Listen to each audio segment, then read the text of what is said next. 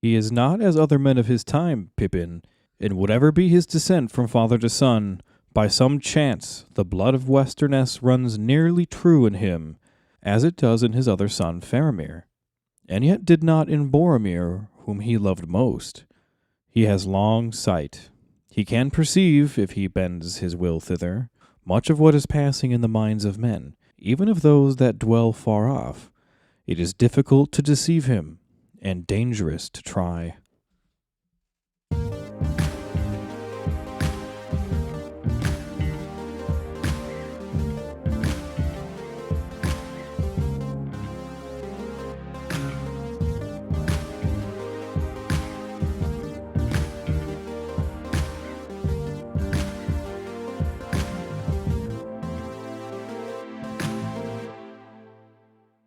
Hey there, Tolkieneers. I'm Danny J. And I'm Joel N., and welcome back to another glorious episode of Keep on Tolkien. Yeah. How you guys doing today? We hope this episode finds you well. Things are Tense? tense in the world right now, and hopefully this can give us a little reprieve from all that tension. Yeah. And sit down, get yourself a drink or something. Enjoy yourself. Yeah. Here we go. This is actually going to be a kind of a sad episode. So yeah. It'll still be good, though. It'll still be good. It'll be good. We like sad. Yeah, good and sad, as we say. So today, what are we doing, Joel? Today, we're going to be talking about Denethor II, son of Ecthelion. 2 as well. 2. There's a lot of twos. A lot of 2s today. Yeah, this is the famous Denethor. When you say Denethor, yes, this is the one you're thinking of. This is Boromir and Faramir's dad. Boromir and Faramir's dad. And he's the 26th ruling Steward of Gondor. And he's, of course, famous for ruling during the War of the Ring. Yeah, the ruler of Gondor during the War of the Ring. And he's famous, of course, for his suicide during the Battle of Pelennor Fields. But more on that later. Spoilers. Spoilers. Let's get into some names and titles. Yeah, so some of his names: Denethor, that's Nandurin for lithe or lank. Or lank. Another name of his is Lord of the Mundberg. Of course. And also the Lord of the Tower of Guard, the ruling steward, the Lord of Gondor, and what last, Joel? Lord of Minas Tirith, of course. Of course. So let's get into some of his early life, some Denethor origins. And let's see. When does life begin? When you're born in Gondor in the Third Age, 2930. Yeah, so Denethor, his house was descendant from the House of Hurin, as we may remember, from all the way back in the First Age. And this is where it's going to get confusing, guys. This is one of the parts of Tolkien that's very confusing. When you study these Third Age Gondorians, a lot of them name their children after First Age heroes. Yeah, specifically, we're talking about Third Age men naming their kids after First Age elf heroes. Elf heroes, yeah. Yeah.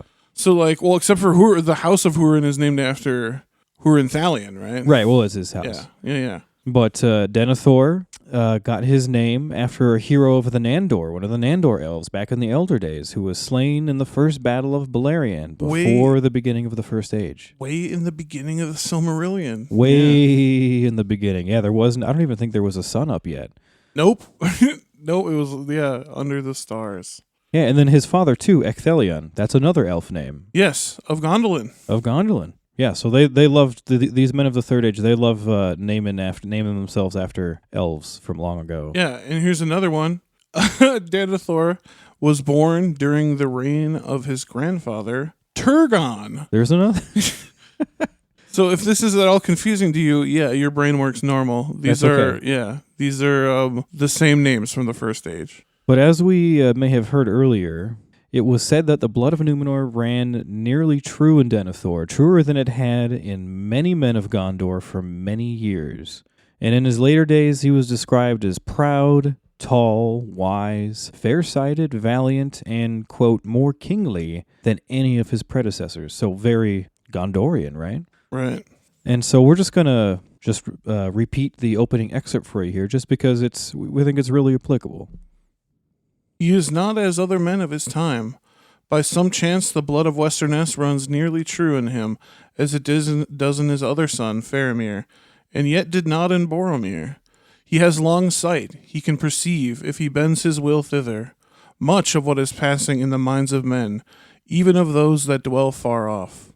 It is difficult to deceive him and dangerous to try. Yeah, a very good description of what I would imagine a Númenórean king to be like. Yes, yeah. And he would prove to be a masterful lord and a great ruler, seeing to things large and small under his command. Yeah, he was a good leader. And during his father Ecthelion's rule, while he was still a youth of 21, Denethor witnessed the reemergence of Sauron as the Dark Lord of Mordor, who started building his power on Gondor's eastern borders once again. So from a very young age, 21, Denethor has been growing up in the shadow of Sauron. Oh, shit, dog. We should have did a Denethor's 21st birthday sketch.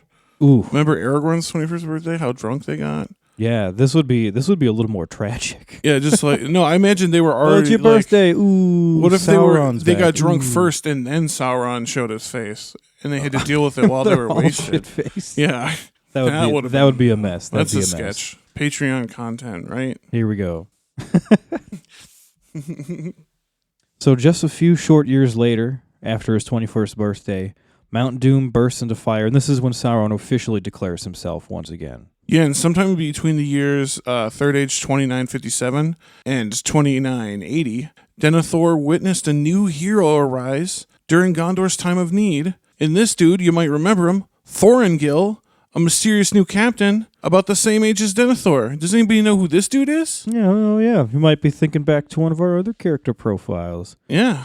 So Thorongil had come to Gondor from Rohan. This is like what is known about the king. He's very mysterious, but what is known is that Thorongil came to Gondor from Rohan, where he served under Thengel, who is the father of Theoden. But he was not one of the Rohirrim, so he wasn't one of them, but he came from there. Yeah, Thorongil proved to be a great leader of men by land and sea, and he often counseled Denethor's father, Ecthelion. Yeah, this dude was hella popular. But before the rule of Ecthelion had ended, the stranger Thorongil mysteriously departed. And we got a little excerpt by Joel about that. From the Appendix A, one of my favorite things ever. Denethor was as like to Thorongil as to one of nearest kin, and yet was ever placed second to the stranger in the hearts of men and the esteem of his father. At the time, many thought that Thorongil had departed before his rival became his master, though indeed Thorongil had never himself vied with Denethor, nor held himself higher than the servant of his father. Later, when all was made clear, many believed that Denethor, who was subtle in mind and looked further and deeper than other men for his day, had discovered who the stranger Thorongil in truth was, and suspected that he and Mithrandir designed to supplant him. So here we're just kind of getting... What does he say? You seek to supplant me. Yeah. Oh yeah, with one hand you'd shield me with Mordor, and the other you'd seek to supplant me. Seek to supplant me. Can we just give a shout out? To John friggin' Noble. Yeah, that guy, every line he has, and the way he eats that tomato Yeah, dude. is just so disgusting. Ultimately, we'll get to it later. I'm in my opinion, I'm not sure that they really do Denethor justice in the movies. No, but that's not his problem. I don't think that's his problem. He is still, anytime I think of Denethor, I think of him. Yeah, Because he acted the shit out of that role. Yeah, he was really great. He was perfect. So, almost 20 years later, in the year 2076, beneath the ever-looming threat of Mordor, Denethor and a young woman by the name of Finduilas of Dol Amroth, daughter of Prince Adrahil and sister to future Prince Imrahil, they get married, Denethor and Finduilas. Yeah, and also, Finduilas, also a first age name. Another first-age elf name. Yep. Elf maiden from the tale of the children of Húrin. Húrin's, she loved him, but he didn't love her, and then she died. Yeah, from the kingdom. But Gwyndor loved her. She was a princess from the kingdom of Nargothrond. Yeah, she has a tragic end. So now here, with Denethor in the Third Age, his wife, in the year 2978, Finduilas gives birth to their first son, Boromir. And 5 years later, in 2983, Finduilas gives birth to their second son, Faramir. And in Third Age 2984, Denethor's father, Ecthelion II, died. And he succeeded his father as the 26th ruling Steward of Gondor. He is officially the Steward of Gondor. And during his stewardship, he would see some of the most turbulent times in his country's long history, culminating with the clusterfuck known as the War of the Ring itself. Yeah, to put it lightly, he didn't get an easy job. No, it kind of reminds me of Arvidui a little bit. Yeah, he came in. It's Arvidui if Arvidui's kingdom wouldn't have fallen. Yep. Yeah. Yeah, and I mean, they almost fell. Right, yeah, by very slim chance. By very slim margins, did they not? Did the War of the Ring not completely obliterate Gondor? Yeah. Yeah, so this weighed heavily on him, naturally. And this drove him to use something that was at his disposal. That is the Palantir, which was secretly kept in Minas Tirith. Yeah, you remember one of those 7 seeing stones, the Feanorian FaceTime that comes up all the time? Yes, sir. We got an excerpt here about this.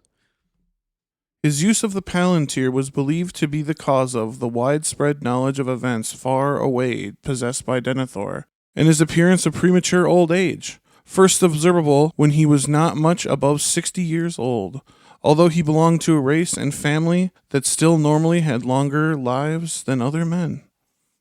Yeah, so it sounds like almost as soon as he started using it, it started having some effects on him. Yeah, and that's from the Unfinished Tales, the chapter, the Palantiri, which tells you everything you need to know about those. It's a really cool, really cool chapter. There's a lot of really cool information about the Palantiri in there. Yeah, it goes through like the whole history of them, essentially. Yeah, there's a lot more information behind them and their locations than you'd think. So check that out. That's really cool. So Gandalf was also less welcome to me in Minas Tirith during this time. And his counsels went pretty much unheeded by Denethor. He just wasn't a fan. Not a Gandalf fan. Yeah, I don't know if he just didn't like being shown up by someone who was smarter than him or what it was, but he never really liked Gandalf. Mithrandir, more like Schmithrandir. That was the dumbest joke I could come up with. Thank you. Thanks for laughing. So soon after taking over as ruling steward, Denethor's beloved wife, Finduilas, becomes ill and passes away in the year 2988, only 38 years old. Yeah, and that's like tragically friggin' young for a Dunedain. Yeah, for a member of the long-lived race. Yeah, she should have had at least 100 years left. She was a lady of great beauty and gentle heart. Denethor loved her, and in his fashion, more dearly than any other, unless it were the elder of his sons that she bore him. But it seemed to men that she withered in the guarded city, as a flower of the seaward vales set upon a barren rock. The shadow in the east filled her with horror, and she turned her eyes ever south to the sea that she missed. I was in a mood earlier, and I almost cried when I read this. It's really very sad. Yeah, it is like, really sad. Yeah, like the description of her, like a flower planted upon a barren rock. Just like trying to succeed but just withering. Yeah, she just longs for the sea that she misses. It is really sad. And she does ultimately die. It's a sad story. Denethor's story is a lot more tragic, I found. Yeah. Especially after doing this episode, I found his story to be much more tragic than I think he gets credit for. I hope this surprises you about how sad it is. Yeah, and originally I thought Denethor would just be kind of a callous ass. Yeah. But it's really a lot more tragic. Yeah, and apparently we take a very sympathetic view to the Denethor and Boromir, two of the most hated characters. Yeah, it's true. But I mean, in the books, there's a lot more story behind it. I mean, we found so far, Denethor has grown up in the shadow of Mordor. Yeah. It's constantly been on his mind. His wife dies. I mean, it's pretty tough. Yeah, no, his life sucks. Yeah, I agree. So it is believed that the change that came over Denethor after his use of the Palantir may have also been one of the causes that drove Finduilas to her illness and death. And we've got a quick excerpt here about this. The use of the Palantiri was a mental strain, especially on men of later days not trained to the task. And no doubt in addition to his anxieties, this strain contributed to Denethor's grimness. It was probably felt earlier by his wife than others, and increased her unhappiness to the hastening of her death. And that's another excerpt from the Unfinished Tales. That damn Palantiri chapter again. Yeah, there's some cool information in there. And her death greatly affected Denethor, and he never remarried. He became even more grim and silent than before. Yeah, he also became a man of great will, which he already had been, but at this point, you might even consider it to be stubborn. Stubborn at this point, yep. And almost overconfident. Mm-hmm. Denethor also began to visibly prefer Boromir more than his second son, Faramir.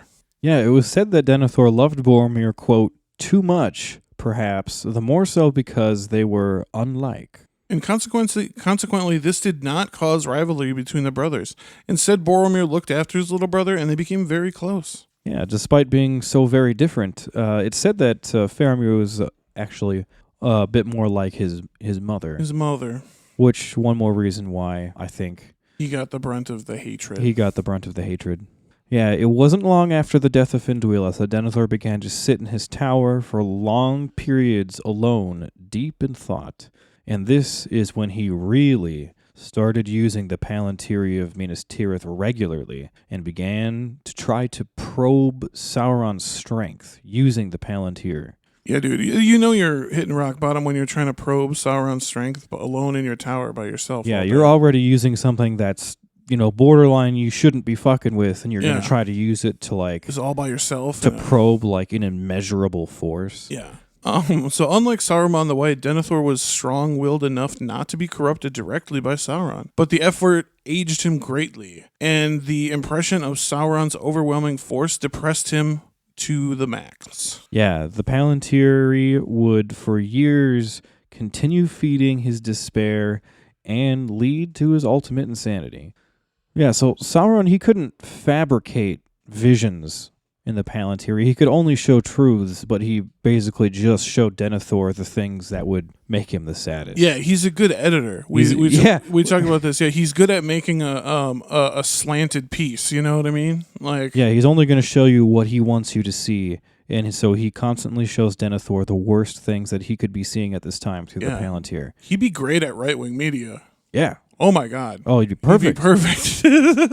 Terrify everybody. This basically is the right-wing media of its day, right?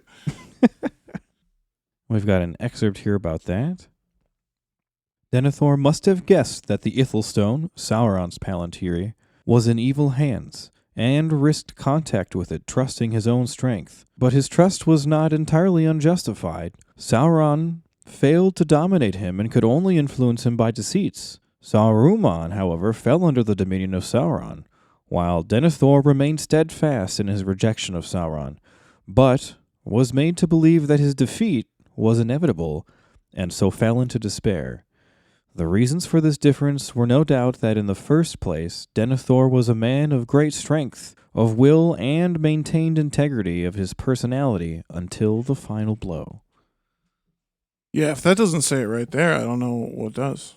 Yeah. That's from the Unfinished Tales. Yeah, and I remember in this bit, it goes on a little further, basically touches on how Saruman didn't maintain his integrity like that. Saruman basically gave into his selfish drive for the ring. Yeah. And was willing to instantly start deceiving his friends and things. So, yeah, so Denethor, he really did hold up. He had a great amount of strength, and like the quote said, he did try to maintain his integrity. Yeah, an incredible amount of resilience, especially from a mortal man, you know?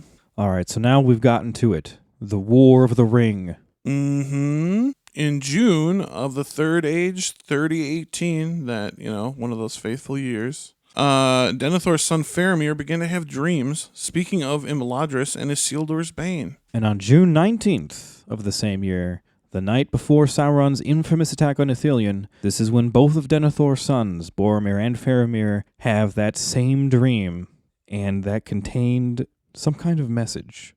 We've got a quote here about that.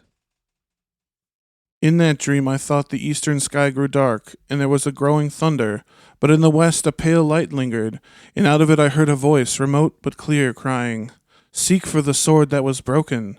In Imladris it dwells. There shall be counsels taken, stronger than Morgul spells. There shall be shown a token that doom is near at hand. For Isildur's bane shall waken, and the halfling force shall stand." Nice. I love that one. That's a classic. Yeah, I'm glad I got to read that. So confused by the dream, they consult their father, who is kind of a lore master. Yeah, he's one of the most learned men in the city. I mean, he's one of the only people that has access to the all those archives. Yeah, those famous archives. Mm-hmm. But Denethor only informs his sons that Imladris, which is also known as Rivendell, was a northern dale on the west side of the Misty Mountains where the half-elven Lord Elrond lives. Yeah, I don't know much about it, but Imladris is where this dude lives. Yeah, it's his elven place up over here. So Faramir, being a good guy, wants to travel to Rivendell to seek counsel. Naturally. But Boromir actually convinced Denethor to send him instead. A fateful decision. It was. I just pointed at Joel really violently, like it was his fault. It was also just because Boromir loved his brother a lot, too. We touch on that in our Boromir character Of course, profiles. yeah. He really wanted to protect his younger brother, so he wanted to go in his stead. Yeah, because they don't even really know where the fuck this place is. Although ultimately, I still think Faramir was technically better suited for the job. He was a ranger. He was a ranger. Yeah. Anyway.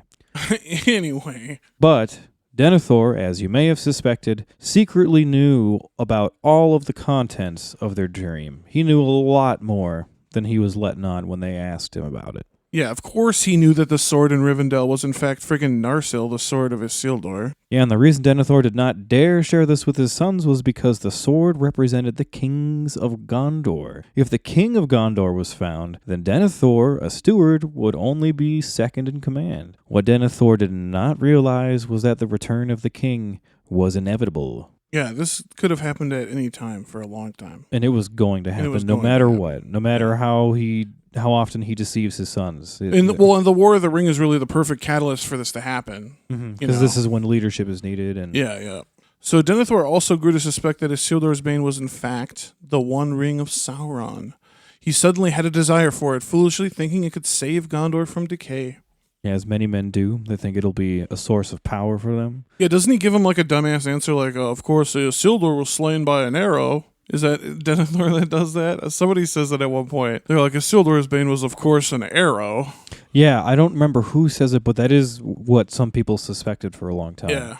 So the following day on June 20th, this is when Sauron does his infamous attack on Osgiliath. And of course, he sends his deadliest servant, the Witch King of Angmar, to lead the attack. And when Gondor's forces retreat from Osgiliath, Faramir and Boromir and 2 other soldiers stayed behind, defending the city, allowing for the retreat until they had the opportunity to destroy the bridge, and then they swam across the river themselves to safety. Which we assume they did with sledgehammers, all sweaty, shirtless, right? I have That's no what idea. I always assumed. I have no idea how they busted down a stone bridge. They don't talk about explosives or anything, exactly. but because literally sledgehammers. when I has think, to be. yeah, when I think of this, taking down a bridge and swimming across, I always think of explosives, but Yeah. they didn't have explosives. But maybe like they would take turns, like Boromir and Faramir would hold off the guys, while the other 2 soldiers would wham on the fucking bridge, and then they'd be like, "I'm tired of weighing, and let me hit these orcs for a little bit, and then they'd switch off."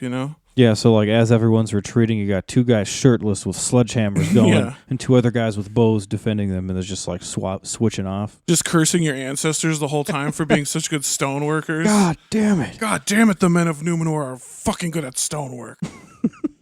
So when Gondor's forces retreat from Osgiliath, Faramir, Boromir, and 2 others, they down the bridge, and then afterwards, even though they both showed heroic qualities, Denethor only honors Boromir. Yeah, like what the fuck? Yeah, and I mean, aside from this happening at Osgiliath and them downing the bridge to save the day, they still lost Osgiliath, and additionally, they also lost the outskirts of Gondor. So it just made it even more nonsensical for Denethor to really be praising anyone. Yeah. But he still, of course, showers Boromir with praise while neglecting Faramir. We should do this with, I don't know if you'll get this reference or not, Joel. We should do this with Rodney Dangerfield. I'll get no respect. You know that? You know that reference? Sorry, right over You don't my know head. who Rodney Dangerfield is? Oh, man, you're going to get so much hate mail. Bring it on. Anyway, people laughed, I promise. So on July 4th, in that same year, 3018, this is when Boromir leaves Minas Tirith on his journey to find Rivendell. And even though Denethor had all of the faith in the world in Boromir, he still only reluctantly let him go, and regretted it the second that Boromir left. He really loved that guy. Yeah, dude. On February 26th, third age, 3019, Boromir sounded the great horn, which was heard by Denethor and Faramir, because remember that thing can be heard all within the ancient realm of Gondor, which I guess includes Rohan then? So they heard it in Edoras, too. It must, right? It has to. That's old Calenarden. Yeah, so this is during the battle that happened at Amun Hen. Amon Hen. Yeah, this is when he gets attacked by the orcs and Merry and Pippin get taken away. That's when they hear the horn. Yeah, the breaking of the fellowship. And that night is also when the great horn was found split in 2 pieces in the waters of the Anduin. Shit. The pieces were brought before Denethor, who held them tightly, awaiting for news of his son's fate. However, he's not stupid. He did, though he did not admit it, he knew that his son had been killed. Yeah, he knows. He knows what this sign means. And this is when Denethor became completely deranged after the suspected death of Boromir. He mourned most of the time and just kind of took to weeping as a pastime. But nevertheless, he did prepare Gondor for war to the best of his abilities.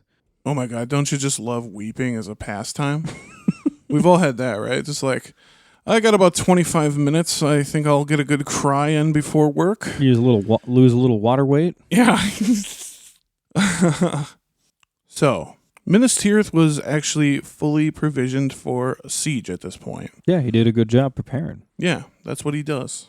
And Denethor actually, I think he did everything he should have done. He sent the old and women and children away from the city to the southern provinces where Sauron was less likely to strike. For a second, I thought you were going to say he sent the old women away.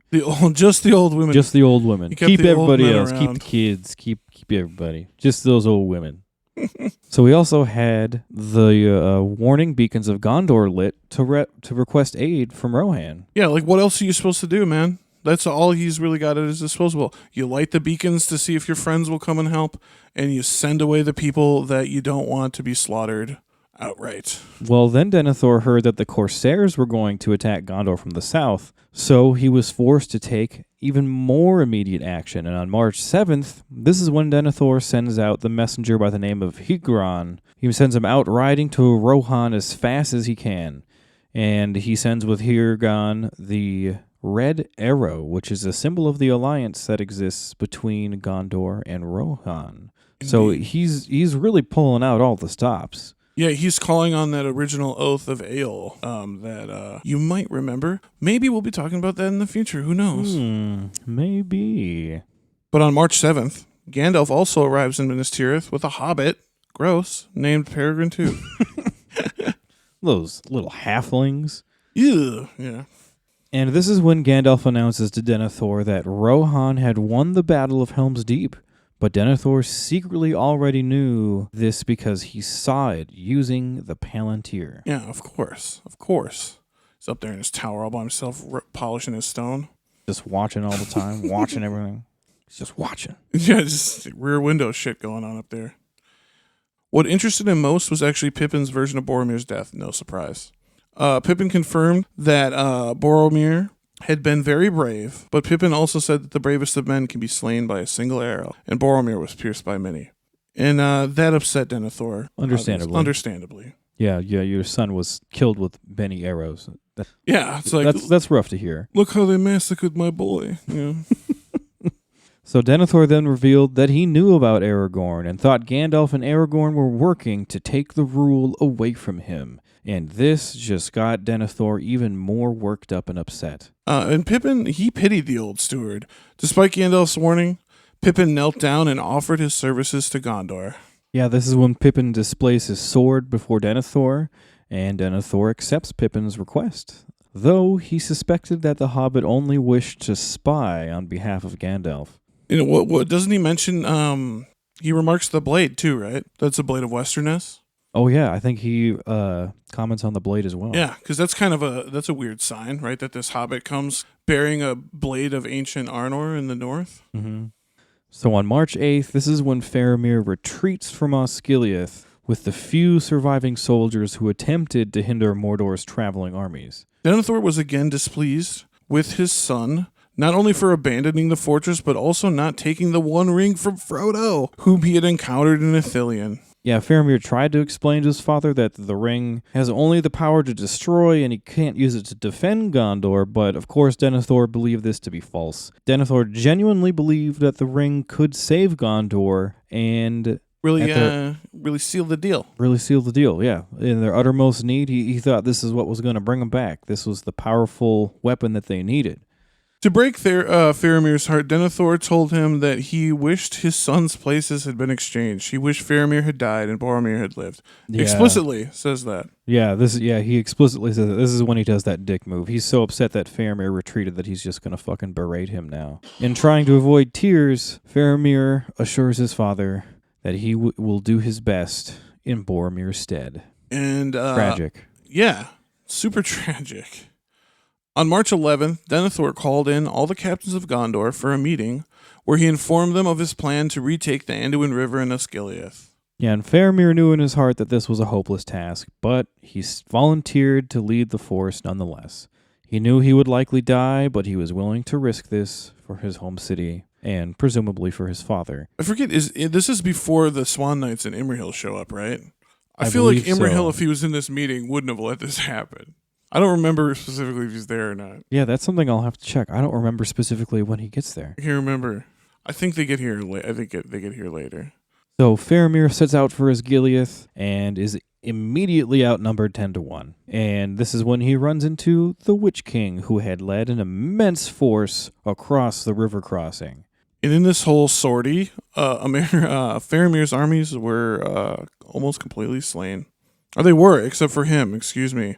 And Denethor watched all this unfold through the Palantir. Yeah, Denethor also saw through the Palantir that Sauron's forces were also seizing Caer Andros further up the river, so they're taking 2 river crossings. Oh, double fuck, there's only 3! Yeah, so this is when Denethor sends out another army led by Prince Imrahil of Dol Amroth. Ah, so they were there. They were there. Maybe they got there in the meantime. Well, maybe it was just planned that they were going to go north. I don't know. While Faramir went to Osgiliath. Yeah. But Imrahil found that Faramir was one of the few survivors left in Osgiliath, but he was badly wounded. And when Faramir was brought back to Minas Tirith, he was almost dead. Yeah, almost. Poisoned arrow, right? Yeah. Or was it the Black Breath? It was both, I think. Oh my God. Oh yeah, that's right. Because Imrahil drew the arrow out. And he tells Aragorn about it later. He's like, yeah, he was also pierced by an Easterling dart, I believe. God, so this guy's just fucking... Yeah, he's having a bad time. He's having a real bad time. Yeah. Not is he only dealing with his father berating him and his kingdom about to fall, but he also is dealing with the Black Breath, which is slowly egging on, and he gets a poison arrow? Yeah. Jesus Christ. Fun times. Yeah, we're talking about Denethor this time. Yeah. So Denethor. Let's get into the fall of Denethor, the inevitable end. So, before Faramir's funeral, Denethor, he rushed up to the peak of the Tower of Ithilien to look in the Palantir one last time. And that's when Denethor sees a vision of Frodo, the ring-bearer, alone in the Tower of Cirith Ungol. And this is when Denethor truly falls into despair, assuming that the ring had been taken by Sauron and that all hope was lost. And this is that editing bullshit again. Yeah, because Frodo did get taken by Sauron. He was in the Tower of Cirith Ungol. Yeah, and he uses this moment, like a good editor, he reuses this moment. Sauron does, to deceive other people. He uses this whole... this whole Cirith Ungol incident to with the mouth of Sauron to try to deceive the captains of the West that Frodo had been taken. When they confront them at the Black Gate and he shows them the mithril shirt and Sam's blade of Westerness too. Mm-hmm.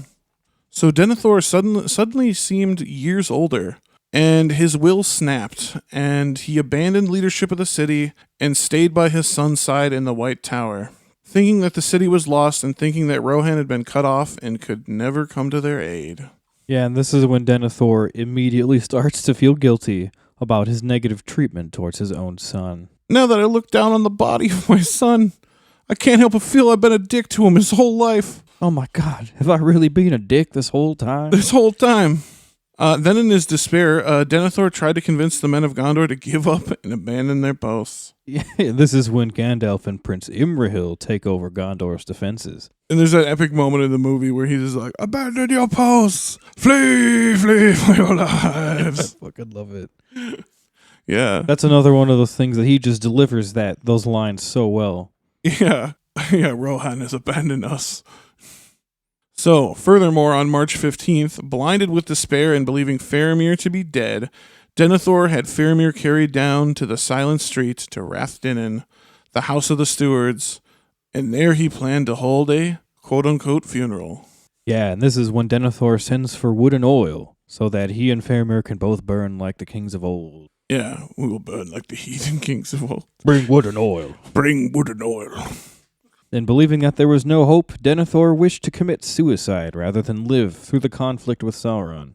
And Denethor's servants began creating a funeral pyre. But this is when Pippin notices that Faramir is still alive and tries to stop them. And of course, Denethor rebukes Pippin and dismisses him of his service to Gondor. I love in the movie when he literally slides him out of the hallway and then he's like, "Go now and die in what way seems best to you." Perfectly put. That really describes his mood. Yeah.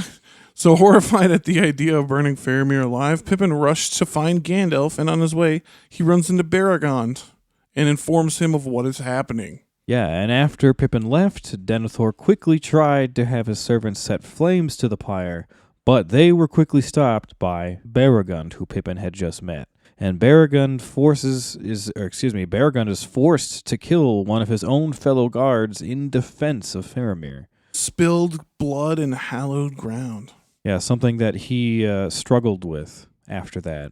But Baragond was able to stall the funeral long enough for Pippin to come back with Gandalf himself. Denethor tried to quickly set flame to the pyre, but was stopped by the wizard that he hated so fucking much. Yeah, and in wild despair after being stopped from his attempted suicide, Denethor tries to stab Faramir with a knife, but Baragond took hold of Denethor while Pippin rushes in to save Faramir from the flames. Yeah, he's like, fire's not fast enough. I'm just gonna fucking knife him. That's where we're at, Denethor? That's where we're at? Now he's losing it, man, just losing it. And Pippin heroically succeeds, but Denethor was determined to die, so he sets himself on fire. Yeah. When Faramir began to wake up, he called Denethor's name, and Denethor seemed willing to abandon his suicidal plans. But suddenly he raised up the Palantir and prophesied the doom of Gondor, acknowledging that the new enemy was about to arrive, the Corsairs from Umbar. The doom of Gondor. Yeah, in a final fiery speech, Denethor said that he would have liked for things to be as they had always been in his life, to be a ruling steward of a free city, ruling in peace and with his sons, masters of their own will. But if he had to see his city in the hands of an illegitimate king and his son turned into the pupil of a wizard, then he preferred to have nothing but to end his own life. So fucking bitter. Yeah. And Denethor took the white rod of his office and broke it on his knee like an asshole, casting it into the flames, symbolizing the end of his stewardship and the end of the rule of the stewards. And he laid himself down on the table with the Palantir on his breast and died. And we have a longer excerpt about this scene here. "So," cried Denethor, "thou hadst already stolen half my son's love. Now thou stealest the hearts of my knights also, so that they rob me wholly of my son at the last. But in this at least thou shalt not defy my will, to rule my own end. Come hither," he cried to his servants. "Come, if you are not all recreant." Then two of them ran up the steps to him. Swiftly he snatched a torch from the hand of one and sprang back into the house. Before Gandalf could hinder him, he thrust the brand amid the fuel, and at once it crackled and roared into flame. Then Denethor leapt upon the table, and standing there, wreathed in fire and smoke, he took up the staff of his stewardship that lay at his feet, and broke it on his knee. Casting the pieces into the blaze, he bowed and laid himself on the table, clasping the Palantir with both hands upon his breast. And it was said that ever after, if any man looked in that stone, unless he had a great strength of will to turn it to other purpose, he saw only two aged hands withering in flame. Gandalf, in grief and horror, turned his face away and closed the door. For a while he stood in thought, silent upon the threshold, while those outside heard the greedy roaring of the fire within. And then Denethor gave a great cry, and afterwards spoke no more, nor was ever again seen by mortal men. Jesus Christ. Yeah, a lengthier excerpt, but I felt it was necessary. Yeah, it does it justice. It's that's such for a sure. metal fucking death. It's crazy. Ooh. And so ends Lord Denethor II, the 26th ruling steward of Gondor. Oh my God! Yeah, his death is just infamous. I mean, I know in the movies he does the whole thing where he runs off the it's pinnacle. cool. It's cool. It's cool. But this is just so dramatic and sad. Yeah. Like he just locks himself in there, and everyone's just standing outside. And I'm pretty sure the ceiling like collapses and stuff, doesn't it too? Yeah, I think so. I think it burns the whole place down. Yeah, and then they just hear the one last cry, and it's just gone. Mm-hmm. Wow, what an end to interesting person. Yeah, he is a very interesting person. He's a very mixed character. So Faramir's reaction to his father's death isn't recorded, but it is said that in the news of his death wasn't given to him during the first days of his recovery in order not to grieve him. So Yeah. you don't need to be recovering from the Black Breath and mourning your father's death. Yeah, I mean his And struggle. his like wild ass suicide pyre that he did. Right, he's already struggling to survive in the Houses of Healing. He doesn't need to know about all this wild shit just yet. Yeah. Yeah, and after Denethor's death, it is said that the Honor Stone would only show Denethor's hands slowly burning in fire, unless, like the excerpt said, unless the viewer had great strength of will to turn it to other visions. So it was kind of broken. Yeah, it was unless you were super powerful, you'd just kind of see his fucking hands. And this might be due to something we're working on, but we kind of look at this like this is kind of like a curse that he, with his dying, he laid upon the fucking Palantir forever for it to be marred by his hands. Yeah. Yeah, it's a really sad story. And we've got one more closing quote here from Tolkien himself, just kind of about the character of Denethor. And this is a quote from the letters of J.R.R. Tolkien. This is going to be from letter 183, notes on W.H. Auden's review of The Return of the King. Denethor was tainted with mere politics, hence his failure and mistrust of Faramir. It had become for him a prime motive to preserve the policy of Gondor as it was, against other potentate, who had made himself stronger, and was to be feared and opposed for that reason rather than because he was ruthless and wicked.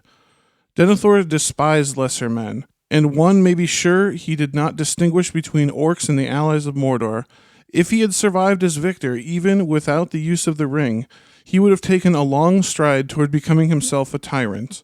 And the terms and treatment he accorded to the deluded peoples of the East and South would have been cruel and vengeful. He had become a political leader, as if to say, Gondor against the rest.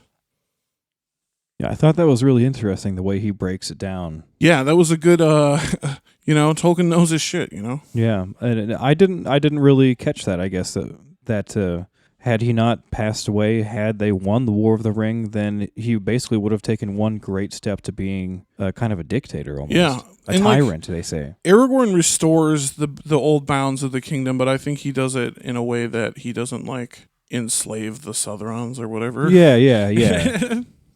So our ending thoughts on Denethor. I learned a lot when we went through this episode. Same.